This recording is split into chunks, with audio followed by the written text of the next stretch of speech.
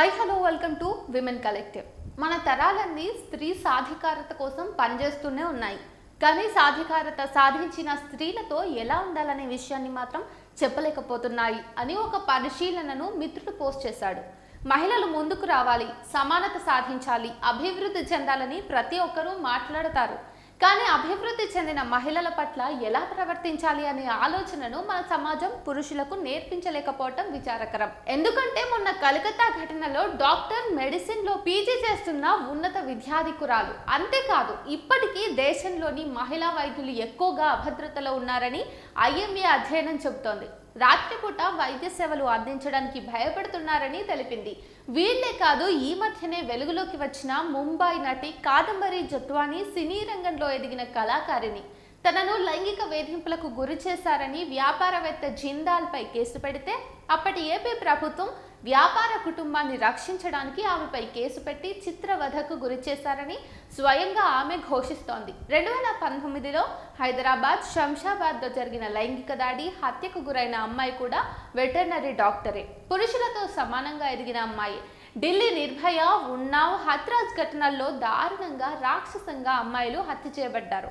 ఇక ప్రతిరోజు ఎక్కడో ఓ చోట లైంగిక వేధింపుల ఘటన, హత్య జరుగుతూనే ఉన్నాయి.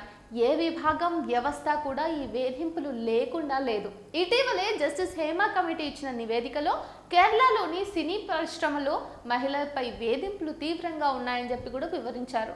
అంతకుముందు టాలీవుడ్, బాలీవుడ్, కోలీవుడ్ అన్ని చోట్ల కాస్టింగ్ కౌచ్కు పాల్పడుతున్నారని మీటూ ఉద్యమం నడిచింది. ఇక కళాశాలల్లో, హాస్టళ్లలో, పాఠశాలల్లో ఆడపిల్లలపై వేధింపులు ఆగటం లేదు.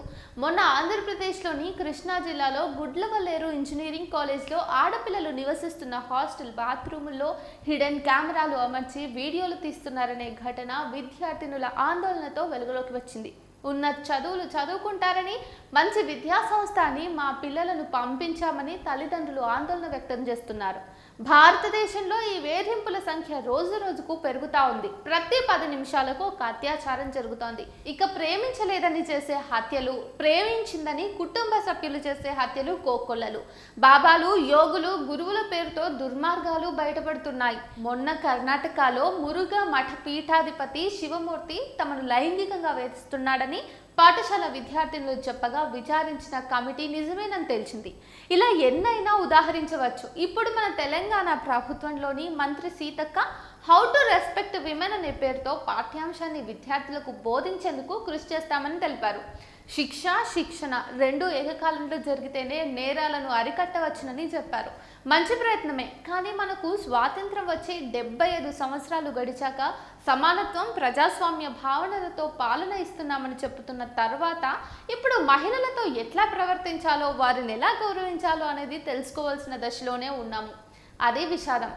ఎదుటి మనుషులను, భిన్నాభిప్రాయాలను, మనతోనే ఉన్న ఇతర మతాలను, వారి ఆచారాలను, ఆహారాలను, ఆహార్యాలను ఎలా గౌరవించుకోవాలో కూడా ఇంకా నేర్చుకోలేదు మనం.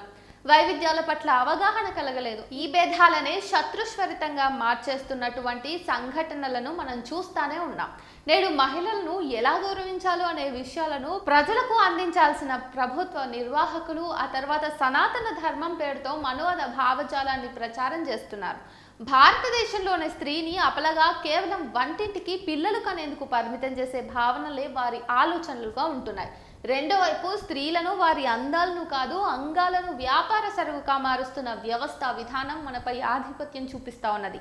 ఈ రెండింటిని ఎదుర్కోవాల్సిన సందర్భం ఇది. ఇప్పుడు జస్టిస్ కోసం నినదించే యువత, తల్లిదండ్రులు ఈ అవగాహనతో పనిచేస్తే ముందడుగు వేయగలం.